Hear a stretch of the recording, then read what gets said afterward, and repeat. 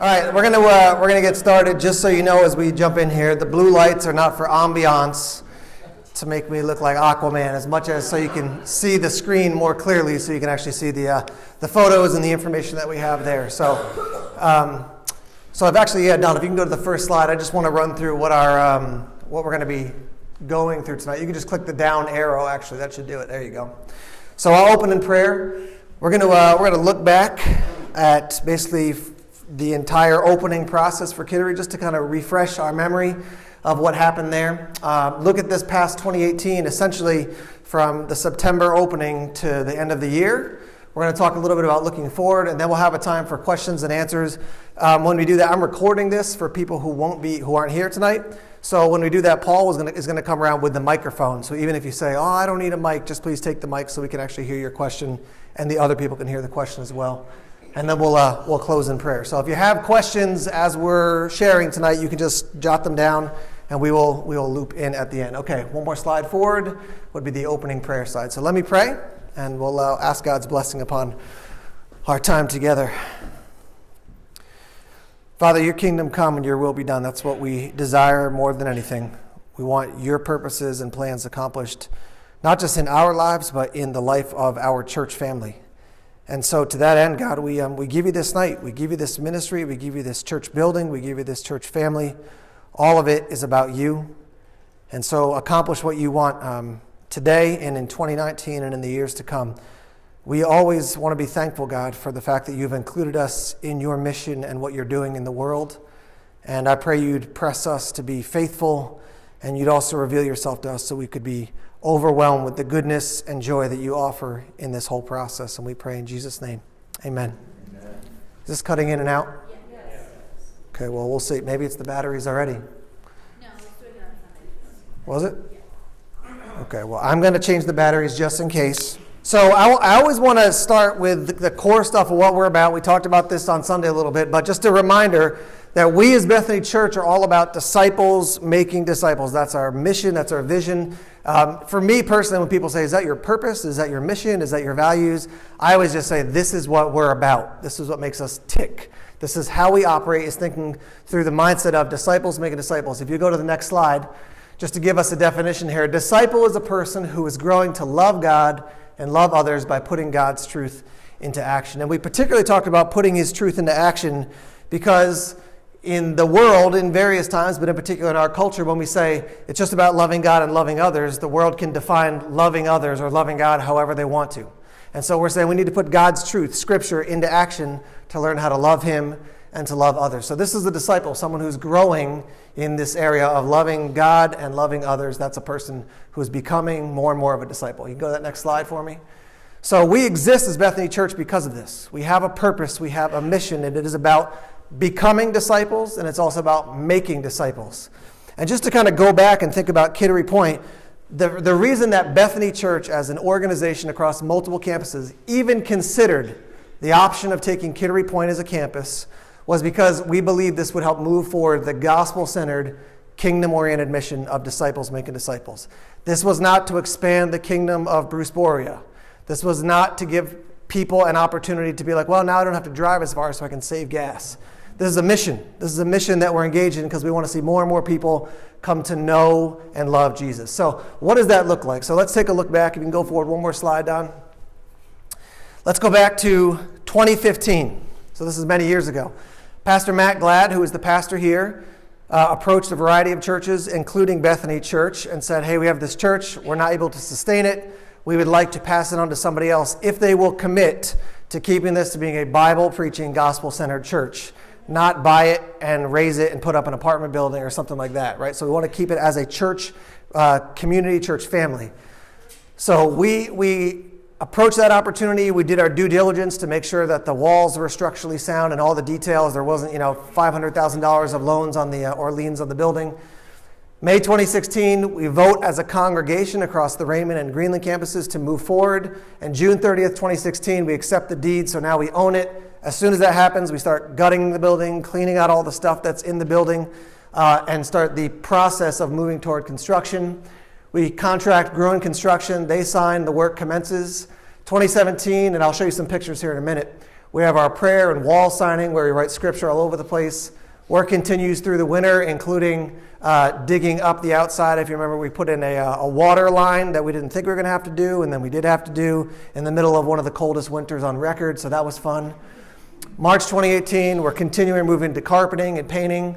April 1st was our sunrise service out at the ocean. And then June 17th, we went into the Kittery block party. If you can go to the next slide. August, we hire all our staff for Bethany Church, Kittery Point. The 15th, we do our community open house. The 26th is our dedication service.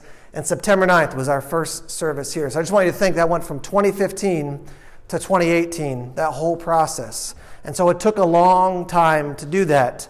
But we think that our approach has always been, let's open the first Sunday ready to go. Not open the first Sunday and that kind of trickle on for the next 6 years to build it up. Let's be opening it up and ready to rock and roll. Ladies and gentlemen, Reverend Bruce Bory is in the house.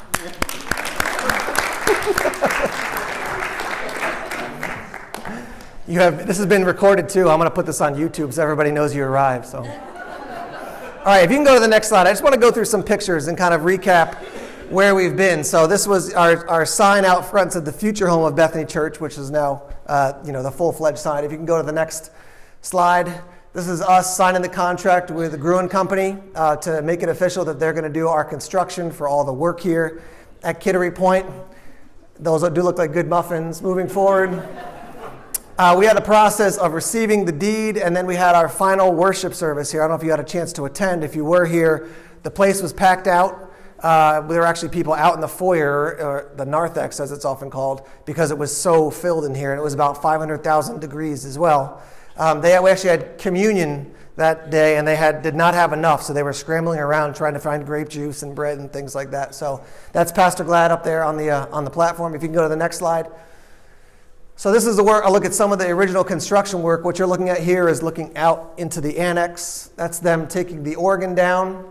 This is looking out the back of the sanctuary. And that's the N68 Hours of Hunger group that we moved out of the building into the trailer, and then when we completed, we moved them back into the trailer. Next slide for me, Don. Thank you. Here's a look at the sanctuary. I appreciate the color that they did with the ceiling as opposed to the kind of limeish green. Just it was old. So let's keep going forward here. This is the signing of all over the building. If you can go forward one more slide for me here. So I was sharing with some people right here is Acts 4:20, and Sam, who's the student ministry coordinator at Greenland, he wrote that. And then if you look underneath it, it's when the prophet calls out the bear to maul the kids after making fun of him for the bald head. And it says, "Go on up, you bald head." Because of me, he wrote that. So I'm going to call a bear out to attack him someday, just so you know. You can go to the next slide, which is appropriate. There is my bald head. This is the sunrise service we did out at the beach. And we had almost 100 people come to this. Our campus wasn't even open at that point. One more forward. This is a lot of the work that was going on inside. You can see that's the cafe downstairs with no chairs or anything, but the floors are in. A look at our kitchen and a lot of work happening as well. Next slide for me. This is a look at the Kittery block party and handing out almost 1,000 balloons to the kids who are coming by and having lots of fun playing the games and making lots of connections with the people in the community. Go forward one more for me. Here's our staff that we have hired. Amanda, we are noting that one of your children does not look very happy in this photo, so I can say that. I've been in that situation a lot, so I get it. So, but second day. He's like, hello. So, but this is, Leanne and I were moving from the Greenland campus over and then hiring Paul and Amanda and Casey to come on board with us here on staff. One more slide forward. Here's a look at some of the work that was done downstairs. That's the N68 Hours of Hunger storage area. Obviously, our stairs, which are magnificent. The counters, the amazing painting done in the kids' ministry rooms. One more forward for me. Here's a look at our dedication service, which if you were here for that was standing room only, and that was also 1,000 degrees. Very, very warm that evening. But a great celebration as we launched the campus that night. More forward, one more slide for me. And this is, I think this picture is actually the day before we opened. Scotty Harris was here, and he was showing me, actually that's about maybe a week before, but he was showing me the sound system. and he played a song. New Wine is the name of the song, and I stood there and heard the sound system, and I just went, whoa, like that. So he took a picture and popped that up. As a look at our sanctuary with the baptismal there, one more slide forward there. So that's kind of the building up to where we are now. And I want to basically, what we want to do is, it's going to be a little bit of just this kind of shotgun information about what has happened. There are stories behind every single line you'll see here. But we can't, we could, but we'd be here till midnight sharing every single story. But as we look back on the ministry that's been happening here, we want to focus on some of the core ministry areas, and the staff are going to have a chance to share a little about some of their reflections. But if you can go forward one slide, I just want to talk a little bit about Sunday morning. So we've had 17 worship services. Our average attendance on Sunday of adults is 186. I put the 5 next to that because before we received the building, the congregation was 5, the pastor and 4 other people. And I put the 49 there because that's your average attendance in New England of a church. So we're 3 times, almost 4 times the size of your average New England church on a Sunday morning. Average 35 kids in attendance, average 6 students in attendance, and we're looking at about 40 people serving every single Sunday. So just think about the fact we have, about 200, we say, and around 50. So about 1/4 of our people on a Sunday are engaged some way in serving. Now I put this lower one down, and you might not think it's important, but I think it's really important. Because years ago, we had a staff worker at Greenland. Her name was Judy Renaulter, and she used to work for HR over at Phillips Exeter. And Judy used to, when she would do interviews for people at Phillips Exeter, she would always have food. And she said, you never eat with people you don't like. And so it kind of brings a commonality and puts a common, operation place. You're like, okay, you're eating, I'm eating, we're sharing a meal together. And so there's something special about just having food and people socializing. So just think, on your average Sunday, you have almost 200 cups of coffee served. People are hanging out and socializing. 45 burritos, 45 baked goods. You have hundreds and hundreds of things being consumed as people just socialize and hang out downstairs. If you've been there in the morning, you know it's busy. If you're there in between services, you know that it's busy. So it's just a chance for us to kind of get together and fellowship and hang out. Go forward one more slide for me. Just a reminder that we had our first baptism service, and we had 3 baptisms, just to open up the campus right when we got started. So that was a huge win. And I wanted Casey just to come up and share for a minute just some of her reflections on Sunday morning and what that's been like for her as our worship arts coordinator. Up here? That'd be great. I'm here tall, but. Hello, everyone. So, Tim, like you said, he asked me to come up and just talk about some of the things that we want to celebrate in our worship ministry. And I didn't really know how to answer this question. I know that sounds awful, but honestly, I didn't know how to answer it because I know we have a lot of fun up here. I've made new friends. We have Tom Flaherty and Don Garrison are just a couple of the names that I want to point out that have just been next to me since day one. Just how can I serve? What can I do? Give me more. So I want to celebrate the 2 of them because they've just been my partners since I've taken on this role. But something that I really want to celebrate, so this whole thing, I first started talking about this position and Kittery Point when I was in India.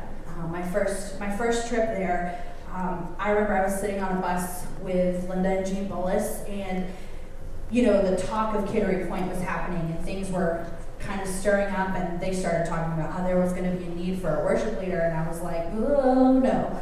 I have a home, I'm good where I'm at, we're good. So we left it. And then I went back to India a second time. And now their Kittery Point started to open, and now they're looking for staff, and they're like, okay, so they need a worship leader, and I'm like, oh, no.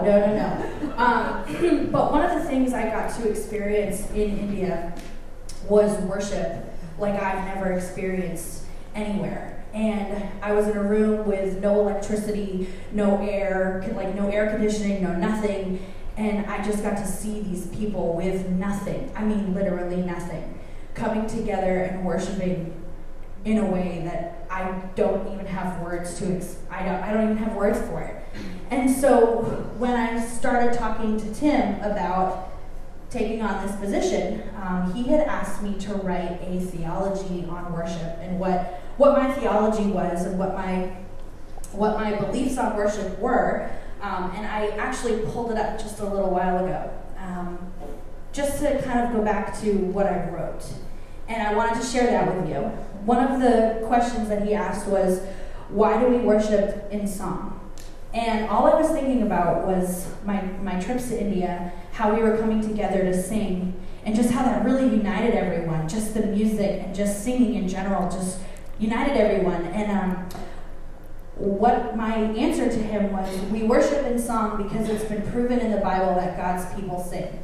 And it's written in Exodus 14, where Moses led the Israelites in song after God parted the Red Sea for their escape from the Egyptians. In 2 Samuel, David sang and danced before the Lord, glorifying his name. In the book of Acts, it talks about Paul and Silas and how they were singing hymns while other prisoners were listening. And just over and over and over, it's just proven that God's people sing. And I think if there's anything to celebrate here, it's that we have a congregation and a room full of God's people who sing. Mm-hmm. And being able to lead a group of believers that are actually engaging with me in worship is, I think, the biggest thing that we can celebrate here. So, thanks. Awesome. Go there. So just want to let you know we had 365 people, which is kind of a weird number. It's like a number of days in a year, but 365 people at our 2 services for Christmas Eve. To be candid with you, I was a little bit nervous because people have connections here and also at Greenland. There were a variety of people who said, well, we're going to go to Greenland because that's where our family is going to be attending. I thought, great, blessings upon your time over there with your family. And then standing room only, we had about 40 people downstairs in the overflow on Christmas Eve, so on the first service. 103 in attendance at the second service. So great celebration there. You can go forward one more slide, Don. So let's talk about kids ministry. Again, we talked about 17 Sundays, about 35 kids in attendance. Amanda and I were just talking earlier today. So at over a dozen ministry partners serving. This past Sunday we had that gathering at Rumble Tumble. 33 kids, 20 plus families, and some non-Bethany people just got connected, and that was the exact purpose of why we wanted to do it. In addition to fellowship, just getting people to kind of be in a safe place where they can hang out and socialize. So I asked Amanda if she'd just come up and share a little bit about some of the wins for this year. Hi guys, can you hear me? Hi. I always hold it down here. I'm getting yelled at. Just this past Sunday alone was like remarkable to see all these little kids running around. I mean, for some people it was like, holy smokes, this is sheer chaos. But for like all of us parents who are just sitting there like, yeah, go jump on that, do whatever you want. It was awesome. And then we all got to talk as parents. We got to meet new parents. There was a lot of, or like I said, at least 4 families who do not attend Bethany on the regular that are really interested. And I think as a mom, like if my kids are comfortable somewhere, that's where I'm going. I could love it somewhere else, but I'm coming where my kids are happy. And if your kids are part of anything here without crying, you are truly blessed. Because I was driving here and I was like, I said something was like, I was like, oh, that was really weird to Leanne the other day. She's like, no, it's God. And I'm like, yeah, you're right. But I was driving here and I was just thinking, like, how did God know the students that would be in each class? Like, he hooked up the perfect adults with what students would be in there.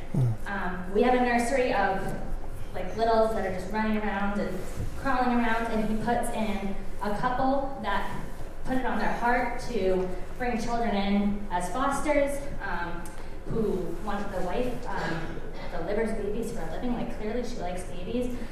He's putting people also in there whose children are kind of like into the high school, college years, who have the patience of saints who can play with them.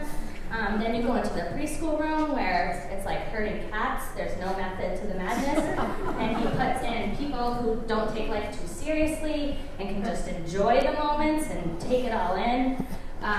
Then you get to the K through second grade room, where it's just full energy, boys and girls who like have a million questions and can sit for a couple minutes, and he puts an experienced teacher in there who has 2 little kids on there of her own that she's raising. So she gets it, she rolls with it, and then I know we all love our kids that sit up front for the worship.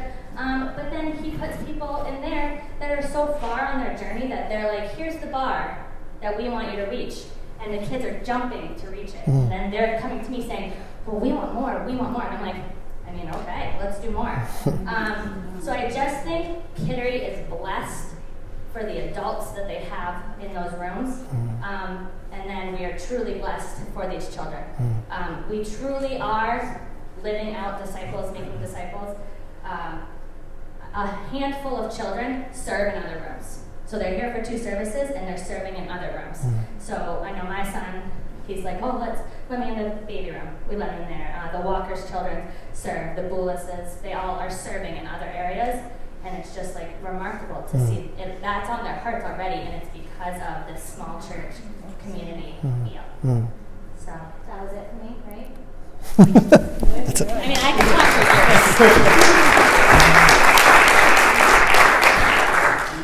All right, moving forward, we're going to talk about students. Again, number of worship service, 17. We got 6 students per Sunday. 10 students who are coming on Wednesday night. And I want to say something real quick because my experience was working with college students, then I work with junior high and high school students, then I'm working with families. Because we are Kittery and there is Raymond and there's Greenland with the barn and this huge building and a lot of students. There are blessings and challenges that come with working at the barn, having been there for a decade. But I'm telling you, when this campus opened, if at this meeting right now, Paul said we have 1 student, I would have been like, well done. Let's be faithful with 1 and God will bring more. And so the fact that we had students go to fall retreat, students who are coming on a regular basis, double digits on a Wednesday night, is just way outside, honestly, what I think a lot of people expected. And so I just want him to share a little bit about what's happening in the ministry and what God's doing there. So here's Paul. Great, thanks. When it comes to student ministry, I've seen 2 different philosophies.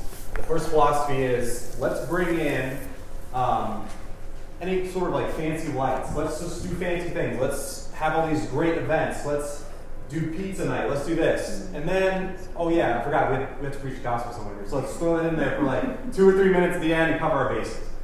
The other side of the spectrum would be, well, you know what? Actually, why are we here? Why do we meet as a church? Well, we meet here so that we'll proclaim the gospel to people. And that's the camp that I end up in. And yes, we do everything with excellence. We do everything. Sure, there's things that are exciting to do, but there's always that primary focus on we exist so that we can point back to Christ. And so that the first series that I did was on good and evil and the nature of good and evil. Where did good and evil come from? And what's the ultimate triumph of good over evil? And I say that it's the cross. And so I preached the gospel message to students. Before I did it, I said, how many of you guys know what the gospel is? And everyone's kind of looking at each other. One of them raised their hand and said, isn't it like Matthew, Mark, Luke, and John, the gospel? But everybody else is like, you told me, I don't know. And I was like, wow, this is such a great opportunity that I get to be here and I get to present the gospel to you. And it's just, that's something that in most student ministries, the focus is so much on, well, what can we do to keep people entertained? And I think that's why you see such an attrition when you go from student ministry into college. Because if you're not giving people something that has substance to it, why bother come back? I'd just rather sleep. I'd rather not go to Sunday school. But when you say, okay, this is something that gives you life. This is the gospel. That's something when people grab onto that and say, yeah, this is going to change my life. I'm going to hold on to this not just for college, but for the rest of my life. And I'm going to end up being a disciple who makes more disciples. Student ministry has also been a place where we've had students come in who their entire family has no gospel record at all. They've never set foot in a church. They want nothing to do with God. But it's a place where a student come in and say, you know what? I'm interested in this. What do you have to say? And we just had the opportunity this past Sunday where one of those students brought a parent, and for the first time, a parent who is pretty opposed to the gospel to begin with. But that parent said, you know what? I've seen that change that's happening in your life, and I want in. I'm curious. Let me come in. And it's also a place where we can have students come in where students are just barraged on a daily basis with what's going on in the world, with all sorts of temptations that are out there, with all sorts of different messages on this is what you should believe. And here, this is a place where we can say, actually, come here and be refreshed. Come here and be in a community where there's people who are like you. You're not a freak with 2 heads because you believe that Jesus Christ was a man, that he lived and he died for your sins. But you're actually someone who's in good company. And you're someone that can be encouraged when you come here and live in in a space where you can say, not only is this a good idea, but I can also be empowered to go reach my friends. And I can have access to those resources that I need to be able to do that. And that's my joy in student ministry, is seeing students hear the gospel, get it, and extend that. And not just to be a disciple, but also to make one. And say, well, what can I do? And for me to say, I'm not the person that's going to work the magic and you have to bring them here to be converted, but how can I empower you to reach your peers? And I think that's the most effective and powerful way that a student's going to be reached, by their friend who says, oh, my life changed like this, and this is why. And when you see someone's life change like that, people start scratching their heads, just like that parent. And they say, you know what, let me check this out.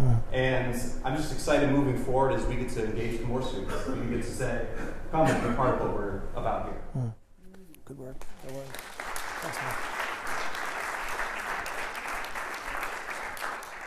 So let me just say real quick that we had every other week we have a 2-hour staff meeting with the Kittery staff, and it's a good place to be when 2 hours feels like you don't have enough time to cover everything, because you want to actually spend time together.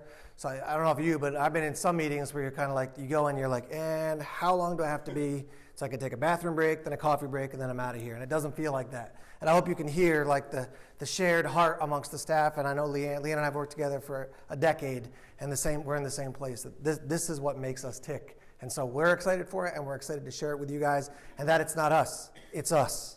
It's all of us together in this. Let me give you a couple more updates on ministry. We can go to the next slide.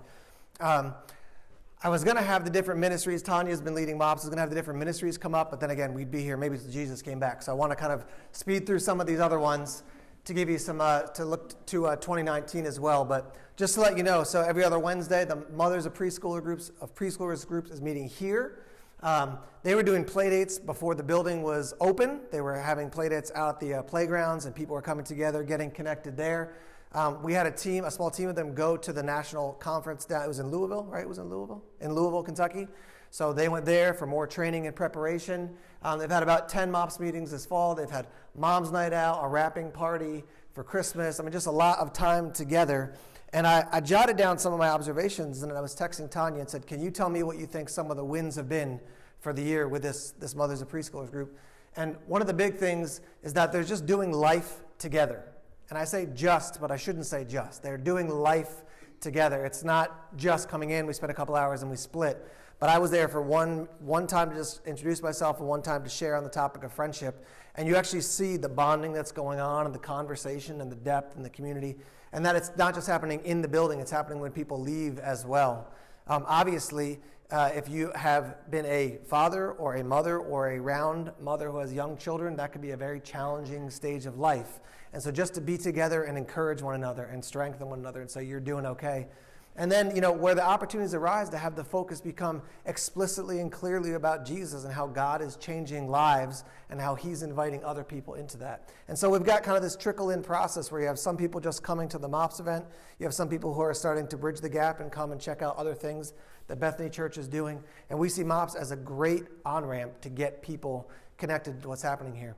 And I want to just emphasize here, too, that there are people who are serving in a ton of different roles in leadership, as mentors, helping take care of the kiddos.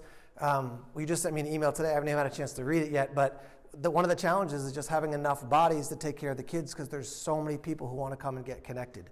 And that's a good problem when you have a waiting list, because they say we need more people and more space to put more kids because we have more moms who want to come. That's a huge blessing.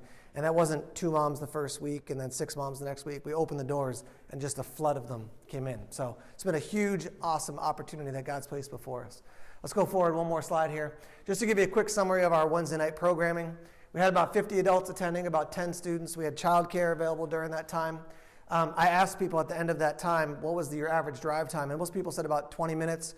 We had some people driving up to 45 minutes on Wednesday nights to come and gather for the teaching time and for the small group time. It was, across the surveys, undoubtedly the two most common themes. Let's just have a moment of honesty here. One was, the food is great, we love hanging out. The other one was, Tim, can you not teach so long? We want to be in our small groups more. Okay, that's fine. Now, if you said, don't teach so much because you're a heretic, I would say, okay, that's a different issue. But I'm glad, here's a little content. Now go spend time in small group and wrestle with it. I think that's totally awesome. The small group time, relationships are being built. It's not just getting together to kind of shoot the breeze. It's real, meaningful stuff. And this pressed me to think about between the MOPS group, the young adults group, Wednesday night, and a couple other ministries. About half of the people who are coming on Sunday morning are doing something additional connected to Bethany Church at Kittery Point for their spiritual growth. So one of the trends is that people just come on Sunday morning once a month and then they don't come back. But at Kittery Point, we have people who are coming on Sunday, and about half those people are going to another place to dig in deeper, a small group or MOPS or something else, which is just huge. That means communities being built, people are being in Scripture during the week. Just a lot of wins across the board on that. Go to that next slide for me. Local outreach. So this has been a huge, huge thing that we've engaged in. And it's been fun because we started before the doors opened. We started before we had carpeting. We started before there was drywall up.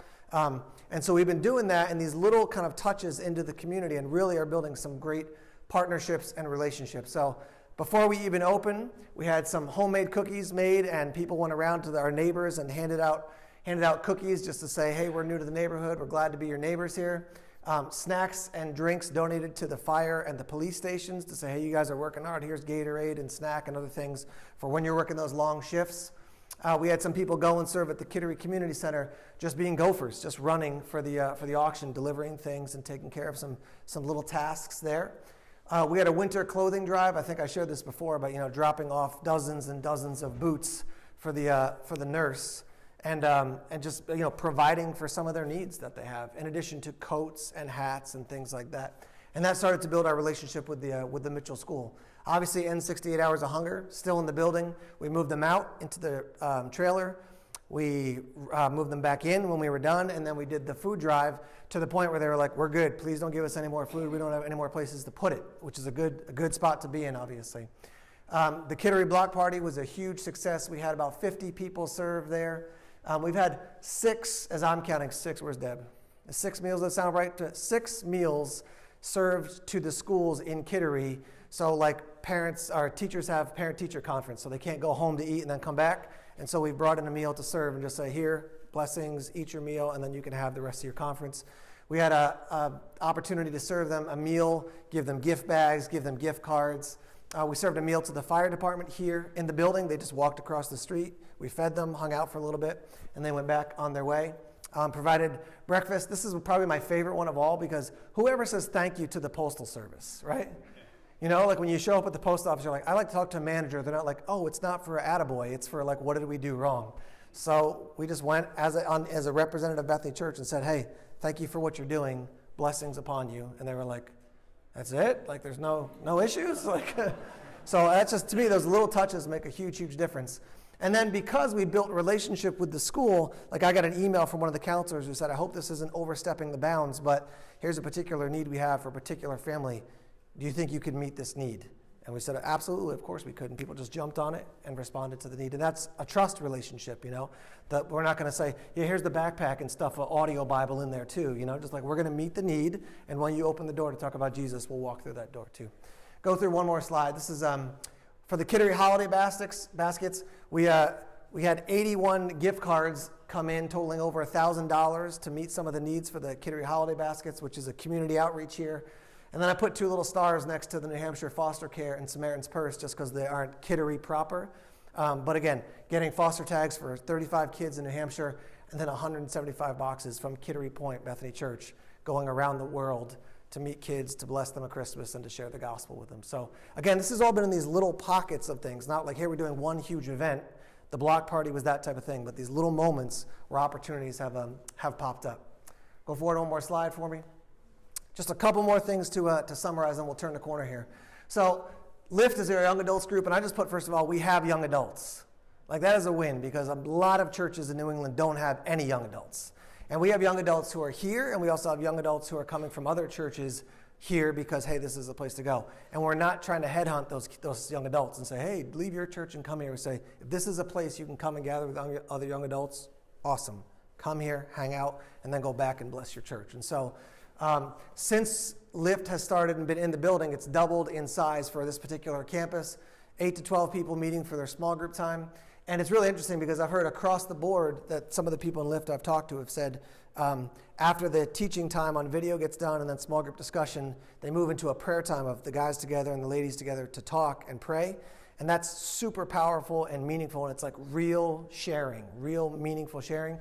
which if you've ever been in a small group, that can be some of the like fluffiest time, because you're like, all right, let's pray together. You're like, oh gosh, how long do I have to pray, But let's just be honest, like that can be a challenging time. And yes, that's part of the most fulfilling time when they get together. So what an awesome thing that we have young adults gathering in the building and going deeper together. One more slide forward. I want to give you a quick update on finances, and then we're going to pause here, and then we're going to look to 2019. And again, we'll have a time for question and answers at the end. So I was emailing and on the phone today with Deb Myers, who was our project lead for the Kittery process, the whole building process and renovations. So first thing she noted is that we came in about $9,000 under budget from what the congregation had voted on for the budget for the Kittery process. So that's great. And just to note, we didn't incur any debt in the process, right? So it was like when the money comes in, we pay. When the next chunk of money comes in, we pay. So that was a decision made years ago with different projects, and that's a huge, huge win that we came out of this with zero debt. Now, the second thing I want to share is that the way the money works, this is kind of a high-level thing, but the way the money works at Bethany Church is it's one big pot, and all the money comes into one big pot, and we make sure everything is taken care of. Because, for example, Leanne on Mondays and sometimes into Tuesdays is taking care of finance for all the campuses. So if her salary and benefits and things had to come just out of the Kittery budget, we'd say, well, let's say 1/5 of it should come out of the overall budget of every, so it just gets too confusing. And so we said, we're all on the same team, it all goes into the same pot, and then the money gets doled out as needed. That being said, what we want to do is raise up new givers, because if everybody who came from Greenland just brought their money over here, that means Greenland's losing money and Kittery's gaining money. So that we want new people to get on board and be invested in the ministry. The goal is generally that we want to have 40 new givers come in total, because the way their average giving works out is that starts to sustain a campus at what the day-to-day function and cost is. Deb emailed me today and she said on average that can take up to 5 years. So we're about 3 months in and we have half that number almost reached at this point. So God is doing a work in stirring people to say, I want to be involved in that mission. I want to be involved in what's happening here. If you can go to that next slide. This is basically what I was just saying. 5 years to get to that place where the money coming in covers the cost, and we're ahead of the curve on that. So Deb's projection at this point is that if things continue at the same level or increase within 1 year as opposed to within 5 years, our overhead, day-to-day costs of functioning as a building, as a campus, will be covered. So we are way ahead of the curve on that. So we're just going to trust that God will keep doing a great work there. We've started to look at the general funds for all the campuses dumping their money into one big pot. So from 1029 to 1231, the total across all campuses was $403,000, and about 30% of that came from Kittery. So when you consider the size of our campus and the fact that we're 3 months old, that just makes me say that people are getting the mission. People are saying, yes, I want to contribute to what God's actually doing here. So this to me is a huge win. And we could talk more finances if you have questions, but people give and engage when they believe that they're giving to something that's making a difference, right? And I think that people are clearly doing that because our giving has continued to go well. And we haven't done any sermons on giving, and we haven't passed the plate and then passed it again and said, no, we're going to keep going until you give enough. Like, we're just trusting Jesus, right? So, all right, one more slide forward. So I just want to pause for a moment and acknowledge here that we have worked hard, all of us, in what's happened here, but unless God builds it, the workers labor in vain. So here's what I'm saying is that God has brought unity, God has brought engagement, God has brought service. Can we just be honest that we're all sinful people and we have stepped on one another's toes, and yet God's still doing a work, and it's because we're in a place of saying, I'm not going to do it perfectly, you're not going to do it perfectly, let's figure this out together. My phrase is, let's learn how to dance, figure out how to dance together, and he's working in the middle of that. I would like to say it's because we have the perfect campus. But that's not true, and it's not a perfect leader, a perfect staff, or perfect congregation. It's people humble and willing to say, God, continue to do stuff because we need you in this, and he's done it, and you're seeing the results of it. So again, just to remind you, this is September to December. September, October, it's 4 months that we've been open, and here's what God has done. Like, how faithful has he been to do this? And the other thing I'll just share with you real quick is that it can be easy when you are a pastor who gets to be involved in this type of role to say, look what I did. But Matt Glad was here, and that dude is a stud and loves Jesus. And so God could have used him. He can use anybody he wants, right? He doesn't have to use me or him. He can do whatever he wants. And yet, he's deciding to use us to do what he's doing here in this community. To me, it's just amazing to see the things that God has done just in this short amount of time. So I want you to take heart and be excited to say, like, wow, what a thing God has stirred in us already. I wonder what 2019 can bring. Let's go forward one more slide here. So when we look at 2019, we want to continue to focus on having an even clearer direction, and we're going to talk about it briefly now, and then this Sunday, Pastor Bruce is going to be talking about kind of the Bethany Church-wide vision.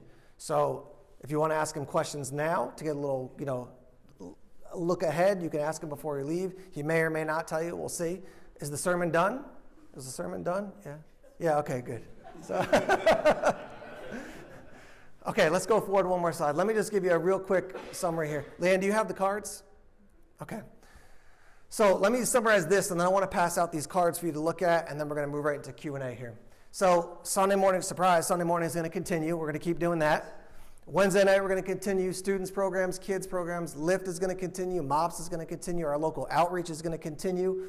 We're considering post-Easter to look at having financial peace held here on campus and maybe partnering with the shipyard in some way, and also talking about expanding into doing some of the marriage ministry that was happening at some of the other campuses, doing it here.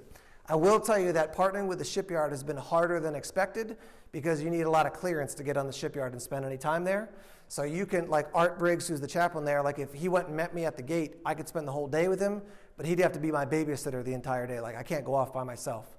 So my dream of let's go on campus and, on the shipyard and teach classes and things, it's just not possible. And don't try it because they will put you in handcuffs and take you to a different place. But what I want to just say to you is that the reason that we're not kind of saying, now here's the next 5,000 things we're going to do is we want to keep moving at a steady pace, but let's be measured about it. Let's not expand and do 20 more ministries. Okay, where do we see God working? Okay, maybe marriage ministry. Okay, maybe financial peace is an area, and we'll be responsive to what God's doing. I'm going to ask Leanne and Casey to pass out this card now. And as you get it, you can just browse over it, and I'm going to take you really quickly through it, and then we'll do a little question and answer. This is a process that's been in the mix for, honestly, probably a year and a half. We've been bouncing this around a bit. Allie and I, who is our welcoming guru, she's at all three campuses, but she's at Greenland a lot these days. She and I have been kind of formulating this and putting it together. So we'll take a look at this, and I'm going to walk you through why I think this is a key thing for us moving into the next season here. So one of the things that I have found about spiritual growth is that if you're not intentional, it doesn't usually happen. And if that was just exceptional to spiritual growth, we'd say, okay, there's something about growing in your relationship with Jesus, but that's generally how life works. Unless you're intentional to grow and improve and change in an area, it generally doesn't happen, right? You don't wake up one day and like, I have a six-pack. How did that happen? Like you have to try to get to that place, right? And so what we found is that as we think about spiritual growth, you can do one of two things. You can say, hey, come on Sunday, and then just good luck, grow spiritually. And the other thing you can do is you say you have to do A, and then when you get done with A, you have to do B. When you get done with B, you have to do C. And so you can't kind of do one extreme or the other. You have to find this middle ground of giving people freedom in what God's doing in their lives, and then also give people direction so they know where to go. And so this spiritual growth card, this is the 1.0 version, but we want to take this and use this as a tool for the congregation to grow. And I want you to hear me. This is a tool for you guys as the congregation to help other people grow as well. This is not something that's like given to the staff and say, okay, you guys show us how to do this. We're all going to do this together. So if you were to look at this card and figure, where should I start? I would go to the part that says start here. How about that? Okay? So look at the start here section. Here's the concept. When people come to the place of saying, I want to grow spiritually, they're saying, okay, I want to invest. Not somebody who's coming and saying, don't talk to me. I just want to be by myself. But I want to grow spiritually. We're saying start here. Here's the first question. How's life? How's life going, and are there particular things that are challenges for you right now before you can actually get into the next stage of spiritual development? For example, you talk to somebody, I'm downstairs in the cafe, and someone says, hey, Pastor Tim, I'd love to grow spiritually. So I grab one of the cards and I say, okay, let's start just by telling me, how's life? They say, well, what do you mean? I say, I don't know, anything really great happening, anything really challenging happening? And they say, well, my son just graduated from high school, that's really great. But also, my uncle, who I was really close to, just passed away, and I'm really, really struggling. Well, if you look at the How's Life section, we want to focus on caring ministries there. So maybe before I say, come on Wednesday night and get involved in a Bible study, I could say, Hey, do you know about our caring ministries? We have a ministry over at our Greenland campus called Grief Share. And maybe this is a season where you got to get plugged into a place of just kind of finding some healing. Maybe he says, well, I can't go on that night because I got other things going on. I say, well, we have a caring brochure that's got Christian counselors. Maybe you want to sit down and talk with a counselor. And so now we're just helping somebody start to process through, okay, if I'm going to start this spiritual journey, are there any real big kind of emotional, psychological things that are happening right now that we want to help them wrestle through before they continue on to the next step? Now, there'll be plenty of people you talk to who say, no, I'm good, like life's good, nothing standing out. But again, this is the type of thing where it's not going to just be like someone says, hey, I want to go spiritually. You say, well, let's go find Leanne. Leanne should do this, but you look at the card and you look at it and be like, how's life? That's it. You've done it. You have started the card with them. It's that easy. Well, what do you mean? Well, are you struggling with the challenges of life? We have a wide array of caring ministries. We'd love to help you in that. Okay, so maybe they say, no, I'm good. And you say, okay, cool. Are you ready to grow spiritually? Yeah, that's why I'm here. Okay, well, here's the core things. 1, 2, 3, 4. We have 5 things on the front of the sheet. Do you need a Bible? Yeah, I don't own a Bible. Okay, well, if you want one of the ones that's here in the sanctuary, you can take it. We have free ones downstairs. You can buy a study Bible for $20. And we have Bible reading plans as well. If you're going to grow spiritually, you got to have a Bible. So get a Bible, take a Bible, borrow a Bible. Don't steal a Bible, but get a hold of a Bible. Are you coming on Sundays? Well, I've been once in the last 6 months. Well, you know what? A great place to start is get a Bible and then just start coming consistently. Before we're going to go into go to a study on Revelation, you should probably start coming on Sundays. Does that make sense, right? Let's start there. So come on Sundays. Then maybe that person says, you know what? I've got a particular question because I have a cousin who's a Jehovah's Witness. Do you guys believe the same thing as the Jehovah's Witnesses? Well, I'm glad you asked because we have this thing called Have Questions. And you can just email. It's info@Bethany Church. And one of the pastors will get back to you to help you talk through that particular question. Some people say, no, I don't have any questions. I just want to start reading the Bible to understand it. Okay, you can skip that. Look at the next one. Hey, you know what? Honestly, I'm just really lonely. Okay, well, hey, we believe that all our classes and our opportunities have community, so just get plugged into something that's happening there. And maybe someone says, I've been a Christian. I'm ready to get baptized. I haven't done it yet. Cool, you can go downstairs, let Leanne know because we're going to have a baptism service. Let's get your name on the list. So you see, you start there, kind of see how's the person doing emotionally, what's happening, and then start with these things, right? Again, if someone's like, could I study Revelation and then maybe we'll do something on Joel? And I'm like, are you coming on Sundays? No. Well, why don't we start with Sunday and then we'll move on to the next year, right? So if they're saying, yeah, you know what, I'm doing these things, I'm starting to move in that direction, now just flip to the back side. We at Bethany Church talk about the idea you have to be disciples and make disciples. So the top says be one, the bottom says make one. Here's the equation. Do something from this box and do something from this box, and you will grow spiritually. That's it. Not take this class 101, then 102, and then 103, and then 201. No, just do something here and do something here. So if you were talking to somebody and they said, I'm coming on Sundays, I want to go deeper, you could say, how about a Wednesday evening class? Okay, I can't come on Wednesdays, I'm free on Tuesdays. Oh, you know what? Actually, you look like you'd like to join the young adults group. You're in your 20s, you should check out the young adults group. Okay, so they go to the young adults group. Maybe somebody says, okay, I'm growing as a disciple. Now, how do I make disciples? Now here's a bunch of opportunities right here. Inviting a friend, finding a place to serve here in the community or here in the church building. We've got a class coming up called How Do I Make Disciples? That would be a Make One opportunity. The IF gathering, the Work is Worship retreat. Bottom line is we want to make this open enough for people to have freedom to choose, but also clear enough to say, start here, do something here, and you will grow spiritually. Now, if you right now look at that and go, hey, I'm doing something here, and I'm doing something here, and yeah, I'm coming on Sunday, guess what? You're growing spiritually.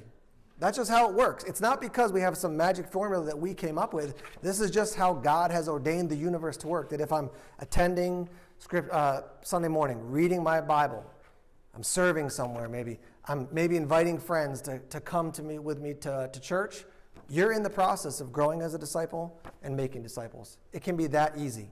And so what we'll do is we'll put this out, and then if you're like, hey, I want more information on the class, that's why we have this thing. And so you say, oh, the details are in here. Oh, that's a description of what's happening in that particular class. So if you're talking with someone and they say, I want to go to this Wednesday night thing. What's this study in the book of Philippians? You can say, let's look in the catalog together. And it's not 800 pages. It's like 4 pages. You say, here's a description of the study. Does that interest you? Yes, that's what you should do then. See, what we want to do is we want to make the opportunity of moving forward easy and clear. And then if a person says, I don't want to come on Sunday, and I don't want to go to class, and I don't want to be in community, and I don't want to read the Bible, I'm going to say, I'm not sure you want to grow spiritually then, right? Like, you're welcome to come whenever you want, but if you really want to grow spiritually, we want you to have a tool to walk through this process. And as you look at it, I mean, take a look. It's not something that anybody in this room could not do with someone else. If someone said, I want to grow spiritually, you would go, how's life? Check. Do you need a Bible? Yes, I do. Here's one. Like, you've done it. You have helped that person move closer to becoming a disciple, right? It's not super challenging. We want it to be clear and yet have the freedom. The end of the day, what we want to have is this card. We want to have B1, this tiny little catalog. We want to have one for Make One, and we want to have one for Caring Ministries, and that's it. So if someone says, no, I don't need to see a counselor, I need to go to grief share, anything like that, you just put the Caring Ministry one away. I'm ready to become a disciple. Okay, look at this card, pick something from here, start moving forward. That's it. And you see why this is disciples making disciples? It's not pastor making disciples. It's not staff making disciples. It's us doing this together. Does that make sense? Okay, so this is a 1.0. We are going to improve it and change it and tweak it. We're trying to get the most clear information in without moving the font to 0.2 font because it's already small. But we're going to continue to work on it. Allie was going to actually be here tonight, but she texted me and said that she's not feeling well, so she went home. So this is the first version. We'll have other versions coming in the future, but this is where we're going when we're talking about spiritual growth. We want people to know they got to be disciples and make disciples. And if you have hit a spot where you're like, I don't know where to go, just look at the card and say, well, I haven't gone to a Bible study. I should go to a Bible study. I can't go on Wednesdays or Tuesdays, but here's an online opportunity. I'll do that online. There's a million ways to grow. Be one category, make one category, you are moving. All right? So let me go forward one more slide here. I want to just end by just telling you about some specific needs we have. Actually, go back one slide. We're about disciples and making disciples. We need to be disciples and make disciples. Let me tell you, my observation is that inevitably, when a campus opens, there's a lot of enthusiasm and a lot of energy that's put in. And then you hit that spot where you're kind of like, all right, I need to we've reached cruising altitude, now we need to level out here a little bit. That's where we're at right now. I think we've leveled out. We're kind of we can't go 150 miles an hour. That's good because there's rhythm in life. Like God says, rest on the seventh day and then work the other 6, right? What happens, though, is that if we allow ourselves to get leveling out to be now we're comfortable and then it becomes about me, that's when the church starts doing this. And I was just saying to the staff today that I've got a friend who's involved in leadership at a church here in New England. And I was saying the other day that I think that church is on the razor's edge right now of saying, are they going to make the push and to say, what's our next season look like as we engage in the mission? Or are we going to look and say, you know what? We've always done this, so we should keep doing this. And they start going back to just this is the tradition. And that's when churches implode because they become all about themselves.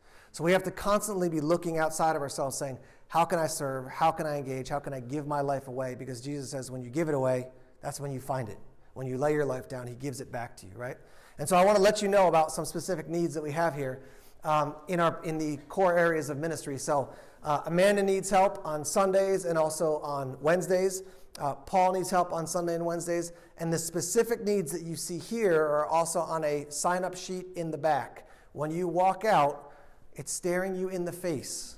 And the Holy Spirit is whispering at you. And maybe he's saying, you're good, keep walking. But if he's saying, stop and sign up, that's between you and him. I'm just letting you know he may be talking. Okay? We need people to engage. We don't want the same small group of people doing everything. And so if you're like, I'm ready to take my next step, but I don't know if I could work with kids. I don't know if I could work with students. Listen, these guys are capable, and if you go in and it starts to all implode, they're not going to say, we're keeping you. They're going to say, let's find another place for you to serve. But you may step into a role and all of a sudden go, this is exactly what God had for me. I was just a little scared to step in, and now he's going to do something amazing. All right? So they have needs, particularly in kids and students, and then Leanne and Casey also have some particular needs. So we want to make sure that the staff and their teams are fully equipped to do what God wants us to do as we push into 2019. So I want you to think about this. When you walk out there, you can take a look at that. I think go forward one more, and we're going to just move into questions and answers. So you have been very attentive. That has been 1 hour. Any questions that you have, anything's fair game. If I don't want to answer it, Bruce is here. I'll tell him to answer it, so we can just pass it on to him. But what's on your mind here? Are you all like, just shut up, I want to go home? That's okay. We're friends. We can be honest. Please ask one question. The senior pastor's here. Thank you, Wendy. Job security. Okay. If you can do it to the mic just so that the recording can get it.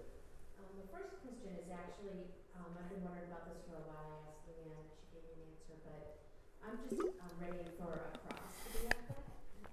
Does anybody else have questions about a cross? Okay. Okay, what's the second question? We'll come back to it. We will, I promise. Go ahead. So the second question Yep. is just... What's taking so long with the cross? No, go ahead. You gave the numbers about the attendance. Yep. Because I'm an usher and we count. Yep. I am just curious about, I don't know if you had that on a slide of how many new people you have. We're working on it right now. We're moving in that direction. So what we decided to do is that once January 1 came, we would start shifting people who had attended Greenland, who were coming to Kittery, because people were going to be coming and then going back and then coming and going back. So we said, let's give it these 4 months. And then the people who are actually attending Kittery from Greenland will be moved into the Kittery database. And at that point, we can really start digging into say, okay, who's a totally new face, who's a transfer from Greenland. And we're working toward that now. But I can tell you right now that Leanne has a small team that's contacting people who come in and sign in as visitors. On that note, if you're sitting next to somebody who doesn't sign in, you can lovingly say, we'd love it if you'd sign the who's there in the chair, just because it helps us to actually, track and see if people are new. So we do have, it's probably not helpful to say this, but we have a lot of new visitors. It's not like we have all just the same people who have come from Greenland over here. There's a lot of new people who have come in. So we'll get more specific numbers in the upcoming months, I can tell you that. So let's talk about the cross real quick. Here's the quick background is that because we do video preaching here, the hope at one point was to basically, a little bit above the level of the screen here, was to do a rock facade like on this side and on that side. When that was a discussion months and months ago when we were still in the construction process, Kittery had money in the budget where that could happen. Unfortunately, Greenland and Raymond did not. And so the discussion was, the idea is that if you're looking at the screen, you want to have the same experience across every campus. So it's like not one look at Raymond, one look at Greenland, another look at Kittery. And so we said, okay, let's do that. They looked into the money of it. We had money, the other campuses didn't. And then some of our money disappeared because other things came up. Now, the reason I'm bringing that up is because we talked about putting a cross in a certain location and then saying, well, now we have to put it up, and now we're going to take it down and put up this rock facade and then have to redo it. So there's been discussion. And what I'm telling you is that across the board, no one is opposed to a cross. What I can tell you is that the fact that the screen's in the middle does make it a little strange. And here's my observation. You can put a cross on one side, but that means that where Deck and Lisa are sitting, they're worshiping. And if they want to look at the cross, they're worshiping like this. So that's a little strange. If you do it on that side, same thing here. Some people said put up 2 crosses. Theologically, that's a little weird because you have 3 crosses on and Jesus is in the middle one. So it's like the 2 thieves, and that's strange, right? And then someone said, well, why don't you put one out of the ceiling? And then I was like, that feels like a Superman cross, and that's kind of strange too. Somebody said put one in the back, but then other people I talked to said, I really like to look at the cross to kind of a center point for like when I'm worshiping. So I don't want to do it now because it just won't be productive for this time, but I'm open, we're open to discussions about what that would look like. We just don't want to put it up and then have everybody go, oh yeah, that's terrible, why did we do that? Like some people said put it above the TV in the back. By that, that doesn't really work for most people because they want to look at the cross, not know it's looking at them, right? Some people said put it out in the hallway. That's not helpful either. We talked about the possibility of putting one on the platform as well. So again, all these, I just want you to hear me that all these things have been discussion points. We just haven't landed on things. And if you have an awesome idea about where the cross should go or how we should place it, please come talk to me after. So there's no theological reason. As the campus pastor, I can say that, Bruce, we don't have any issue with the cross, right? Obviously. So I think we believe in the cross a lot, I would say. So that's not the issue. I will say, just to note that I have appreciated the conversations about it because it's clear that people feel strongly about it, but they haven't said we're going to die on this hill. And there are churches where people die on the hill to say if we don't have a cross, it's not a Christian church. And I would just refer you to the New Testament and say, Paul didn't say, well, I can't go to that house church because there's no cross there. Right? It's something that we value and think points us to Jesus as a symbol, and it's important. but it should not be the thing that defines the church. It should be an additional thing that helps us even worship in a more full way. So again, if you have ideas, please come talk to me after, or you can shoot me an email. I am more than open. We just want to do it right and not do it strangely. And if people say, why do you have 2 crosses or 7 crosses up there? What does that represent? So, Yeah, so one of the things that we decided to do was when we started to say that the Wednesday night would be a focus in kind of a gathering process to get everybody in the same room. So 2 things. One thing I'll say is that there are, and not necessarily for you, but for people who are interested, because I don't want you to feel like I'm sending you there, but there are things that are happening at the Greenland campus as well, and since we're close, folks can do that as well. We're going to give one more iteration from January until Easter, with Wednesday night being the main focus of teaching, and then as we move into the next season, that's one of the things we're going to discuss: men's, women's, and marriage ministry, and what that looks like. Just to be candid with you, part of my concern about the offshoots of ministry is that we can start to lose a critical mass of having people all in the same place, and so that it's like we have a meal for this, and then we have a smaller meal for this, and then a smaller meal for this, and then people just start to be like, oh, this is overwhelming, I can't do it. I mean, there's a handful of things I consistently hear from people. To be honest, it's funny, and we have this conversation all the time as pastors to say, we're a church that preaches the Bible, and people are like, that's awesome, and we're like, what other option is there, honestly? But we consistently, people say, like, you guys really teach the Bible, you really preach from the Bible, and it just seems almost odd to us, but there's a lot of churches that don't. So I would say for people who want the meat of Scripture, this is a church to do it. And not just here, but Bethany Church as a whole. So that's one thing. I would say our student and kids ministry is another thing as well, is that families are looking for a place they can get plugged in. And I think to Amanda's point, if my child is comfortable there, now I'm thinking about if I want to be there. That's really motivating for people. So that's another thing. And I would say those are maybe 2 or 3 things there. The last 2 would be the fact that we're engaged so much in the community has been a major win across the board. I mean, there's just buzz when I talk to different people, like, oh yeah, you're the one who, oh yeah, you guys are connected to, So, and I get the benefit of that because I do about this much of it. And they're like, you're the pastor there. I'm like, yeah, hi, but I mean, like, Deb leading the local mission is just doing a bang up job and all these little touches into the community. And I think it's a really neat way that we're doing it, because it's like a small team of 4 or 5 here, a team of 10 here, a team of 6 here, and not saying we have to get everybody in the room to do it, but it's all these little connections across the board. And then the last thing, honestly, I found consistently is that people say this is such a welcoming place.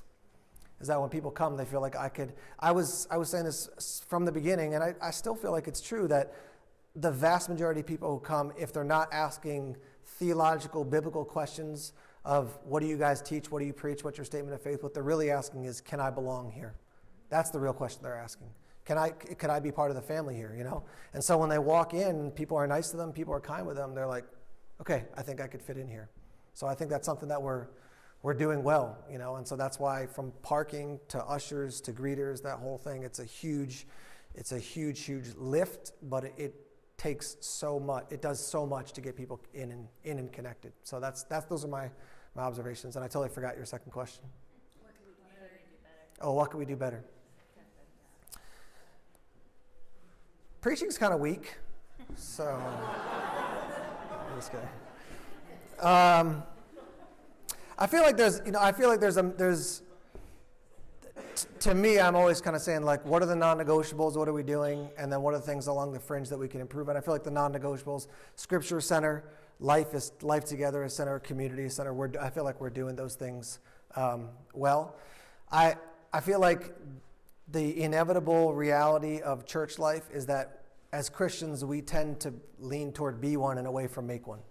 I think that's just our default, because it's uncomfortable to go out and try to say to people, hey, we want to invite you to know Jesus, and that could be awkward and that could be challenging. So that's why in this next iteration, we're going to have a whole little booklet there of here's opportunities to figure out how to make one. How do I write my testimony? How do I share my testimony? Do I know how to communicate the gospel clearly? Those types of things.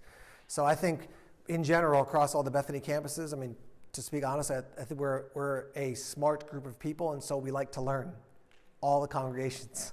And so because we like to learn, it's easy to sit in class, but now it's like, now go out and engage with people and talk about Jesus. That gets a lot of people out of their comfort zone. So I don't think we're bad at it, but I think we need to press into that even more. And I guess one other thought, as I'm seeing Bruce sitting there in front of you, is that one thing we've consistently found is that when we challenge people to step up, they step up. And that is a conversation we have across the board, like all the time. I've said this probably 90 times to Bruce. this past year when he did his 4-week series on how to study the Bible, and he held up a study Bible and said, you should buy one of these. We sold 250 Bibles in a month across 2 campuses. There was a line out the door in Greenland of the hub, people, second service. I've never seen a person in the hub after second service over there. And they were just waiting to buy Bibles. And they were like, oh, they ran out. What am I going to do? And I'm like, because you're so excited to buy a study Bible. So I think that's a continued challenge to us as leaders to say, how do we keep raising the bar? I think Amanda's description is great. Like, here's the bar up here, and the kids aren't going, nah, they're going, well, move it down a little bit so I can at least try to touch it, but I'm going for it. And they're trying to reach rather than tripping over. I think that's who we are as a church. I think that's awesome. It's a gift to be in that place versus holding the hand of everybody the entire time. It's always I think as a congregation, we're always looking for the next thing, candidly, honestly. All right, let me parting words here, and then you can hand the mic to Bruce, and he'll close us out. So again, you're going to hear about this, and when you're like, oh my gosh, well, he just shut up about the card, that's when we're just getting started. Because we want people, like, I know that there's people here, like, I got a mentor, and I've got a Bible study, and I do this and that, that's great. But for people who are saying, where do I go, how do I grow, this is something we want to give them as a tool. Say, start here, here's your next step. So you consider yourself warned, and consider yourself part of the team who's going to help you use this to help other people, all right? Final things, and then Bruce, when you leave, there's the sign-up sheet, and that would be great if you would listen to the Holy Spirit if he's whispering to you about serving. And also we have some cards there for the counselors again. So the counselors in the schools, and I will tell you, because they have done that for us, like all the teachers sign cards and send it, and that just means a lot. It's not just one person signing it. So everybody just taking a minute, signing your name, be like, wow, this whole church community signed this card for us, means a lot. So let me let Bruce close us out here.